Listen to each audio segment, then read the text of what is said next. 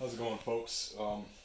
Welcome to Scooter's Garage. Today we're going to be working on this pipe off of my wife's 2003 MXZ Sport 600. It was in an accident previously before we got our hands on it, and it was having an issue coming off idle. It was almost kind of like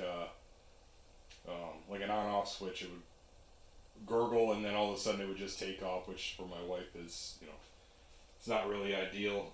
The bend just so happens to be in a really bad spot, as it's right in the area where it starts to expand out and come into the expansion chamber. So I'm figuring that exhaust is coming in, it's hitting this spot right here and kind of bouncing around like it shouldn't be, and causing it to create too much back pressure, and it won't push past it until it gets a little more pressure coming out of the exhaust when the RPM's going up. I may be wrong on that. I could be completely wrong on that for all I know, but I tried the freeze method. I did it without capping the ends because I was concerned that it was going to split the pipe, because these snowmobile pipes are only very minimally welded on the tail end of the expansion chamber itself. They're kind of like hot rolled together or something along those lines. So I didn't want to put too much pressure there and just have this thing blow apart, and I didn't have time to continually watch it every 20 minutes or so. So this method isn't really, it should work better, but it's definitely not any less dangerous. I don't recommend that you try this yourself. I'm only doing it because it's kind of a last resort type of thing before we go out and buy a new one for it. I got the ends capped off. Yes, I use plywood. I know you're probably gonna laugh at that, and I used it because it's what I had, and I would figure that if something were to happen, the plywood would either snap or bow to the point where it allowed the pressure to bleed off before something bad happened. We're gonna start out with 30 psi in the pipe. I put a little Schrader valve here, over here on the end. Oop, tripping over stuff here. A little Schrader valve there on the end, so I could hook up just a regular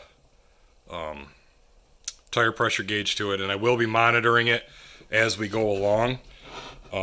Try to get you guys a little bit of a closer shot here of the dent. It is a pretty significant dent in that it's in probably a solid half an inch or so. And there's also a smaller one up here, which isn't really as big of a deal, but this right here is going to be the problem area. So we're going to put some pressure to it. We're going to start to heat it up, monitor the pressure as we go. I don't want it getting over 50. I think anything more than that, and we're going to run into issues with the seam on the far end of the pipe. I don't want it opening up or splitting. I don't want it blowing the ends apart or anything like that. So that being said, I've already pressure tested it, so we'll put a little air pressure in it, and we'll see how it goes. Again, I don't recommend doing this at home.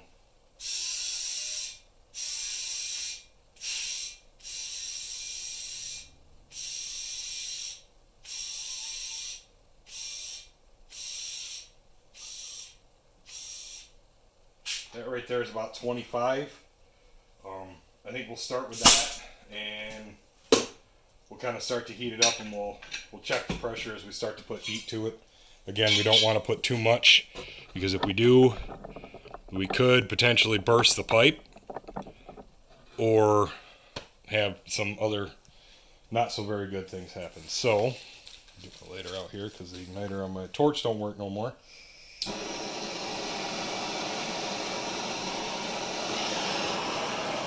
And we'll just start nice and gently heating it up around the edge. You don't want to get too crazy too fast, because if you overheat one area without heating the rest of it, you could potentially run into actually blowing a hole in the pipe.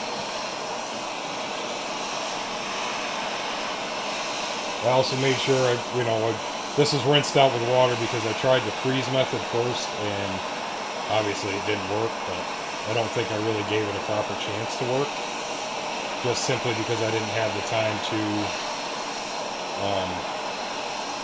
sit there and stare at it once it started to freeze. Alright, we got that in there. Let's see what we're running for pressure here.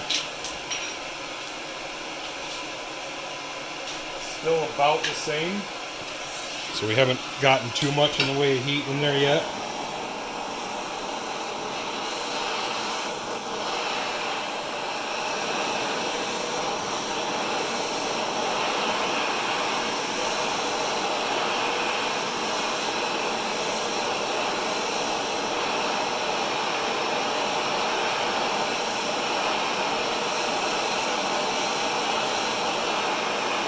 Starting to see a little bit of it getting red. That's good. We just don't want to go overheating it, because if we do, we'll end up blowing a hole in it or something.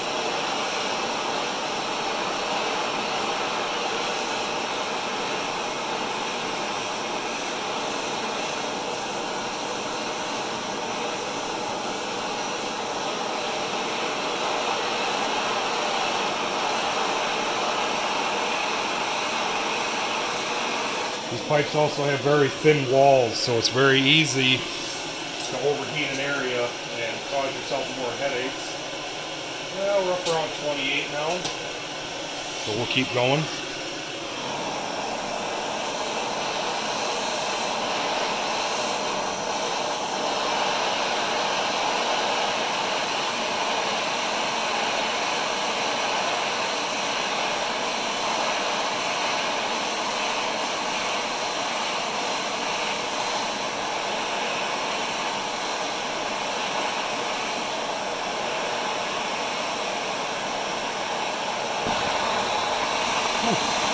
Torch started making a weird noise and it kind of threw me. That jumped out of my skin. I apologize if the torch is too loud. Fortunately, this is the only head I currently have.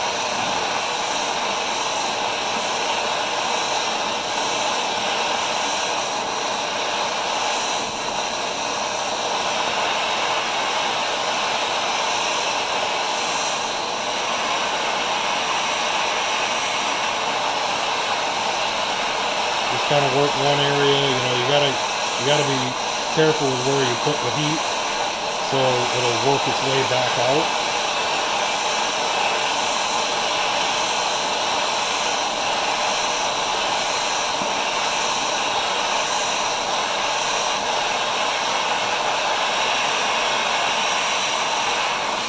Go ahead and check the pressure again one more time. See how we're doing. We're still around 28. I think I'm going to go hit it with a little bit more.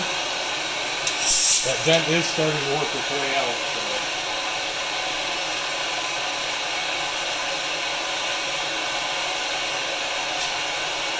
With a pipe this big, I imagine it'd probably take quite a bit to raise the pressure.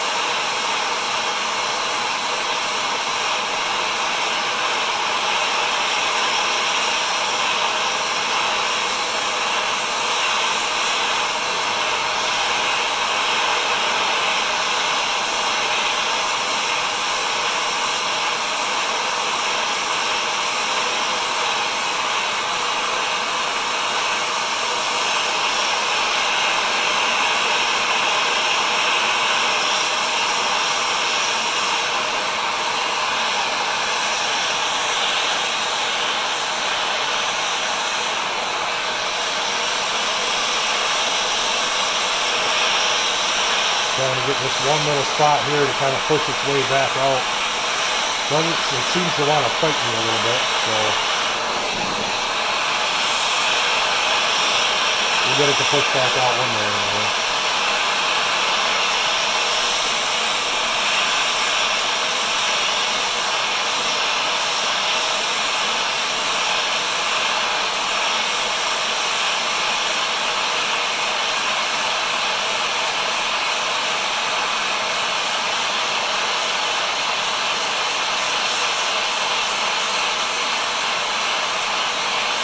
You can see it starting to work its way out a little bit.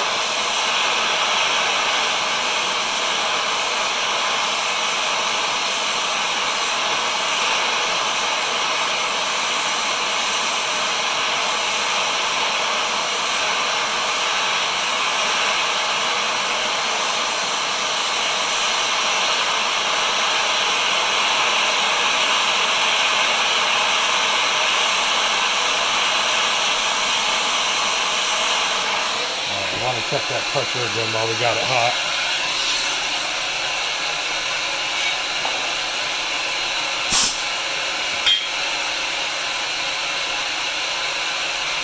So around like 28.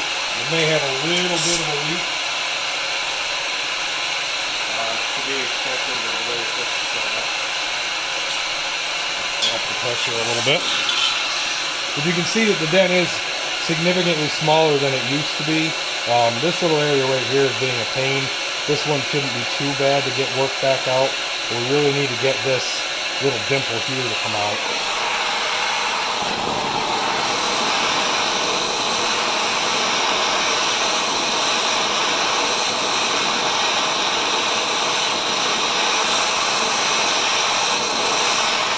Just keep working that heat around.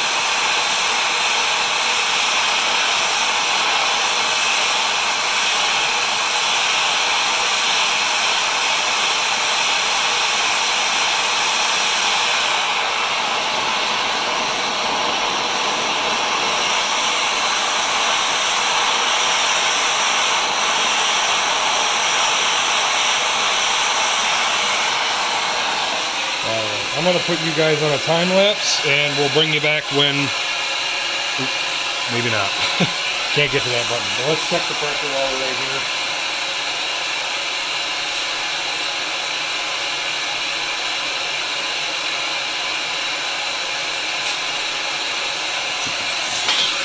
There's a little bit more pressure, because we are leaking some somewhere. I'm not 100% sure where it's going, but we are leaking pressure.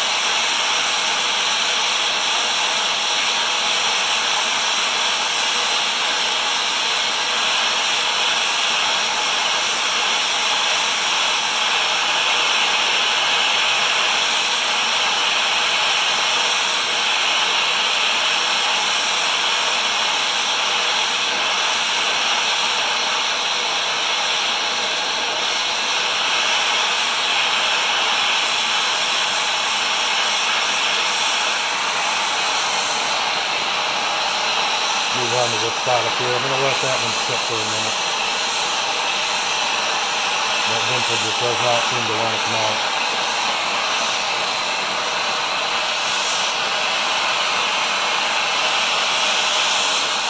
Another thing, folks, if you are doing this, and I'm not condoning this in any way, please don't try this at home. But if you do, for whatever reason, everybody has their reason, make sure you're using matte glass. Propane just doesn't get hot enough.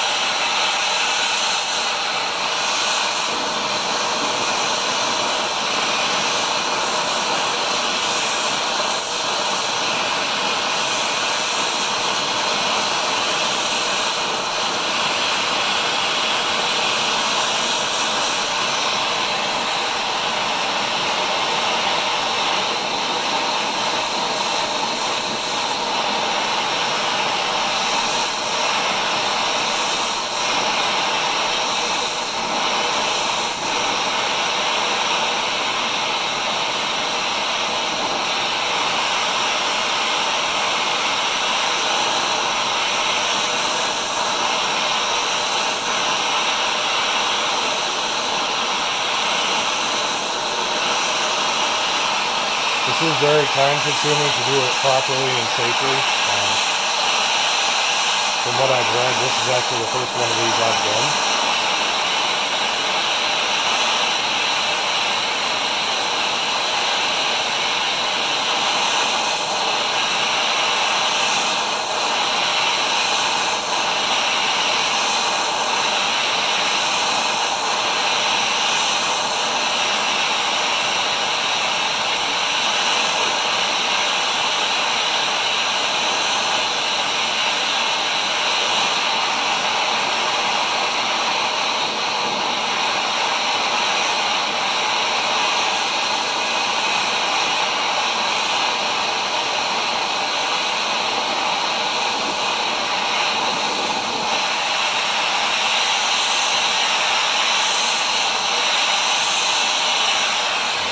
Check the pressure again.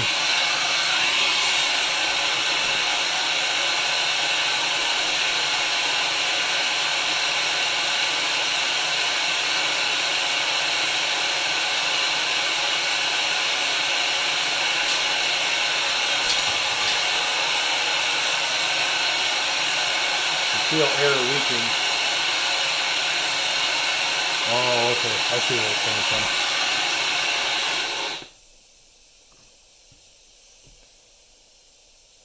Actually, there's also a pinhole in the pipe.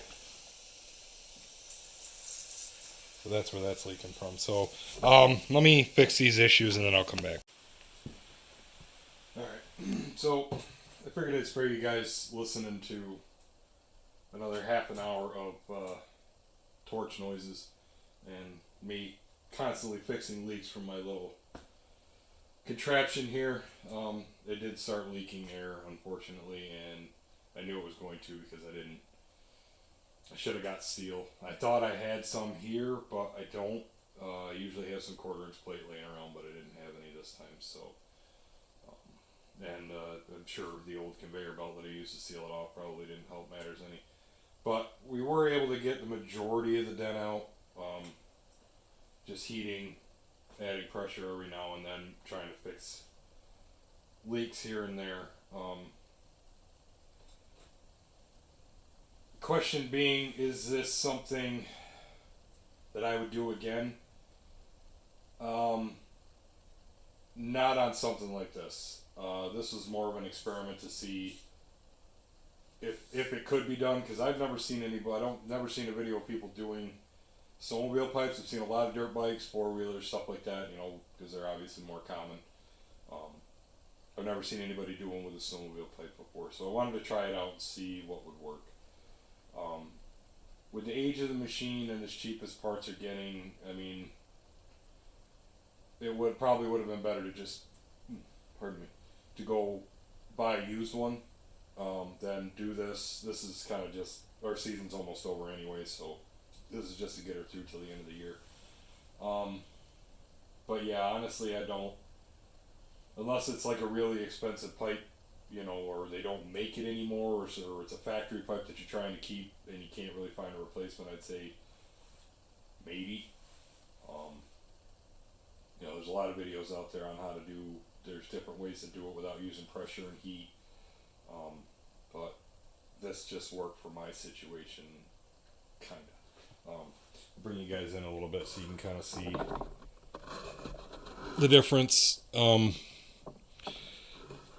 It did significantly relieve the dent in the pipe. You still got a little dimple here and a little bit of a wrinkle here, which isn't going to affect it that much. I may weld a washer right here and just try to kind of slide hammer that out a little bit and maybe do the same up here. But at the end of the day, it did get the job done, which is kind of nice. I could throw it back on and we'll see how well it runs, if it made any difference at all. But yeah, one thing, guys, and I know I've already said this a couple of times, do this at your own risk. All right, this isn't me doing a how-to. This is just me doing an experiment to see if it could be done. And at the end of the day, how difficult it was. I probably could have spent another hour out here, you know, massaging the heat into this and trying to get that out and get it perfect. But at the end of the day, it's just not worth it. Again, don't try this at home. All right, this is for entertainment purposes only. This is not meant to be an an instructional video. But I do thank you for checking out the video. If you like what you see, like and subscribe. And you know, the channel's good. This is probably going to be the first video on the channel, so we'll get some other content put together. But this is one thing that I had that I really wanted to get done, and I wanted to get a video of it, if for no other reason than for the laughs. But yeah. Until next time, be excellent to each other.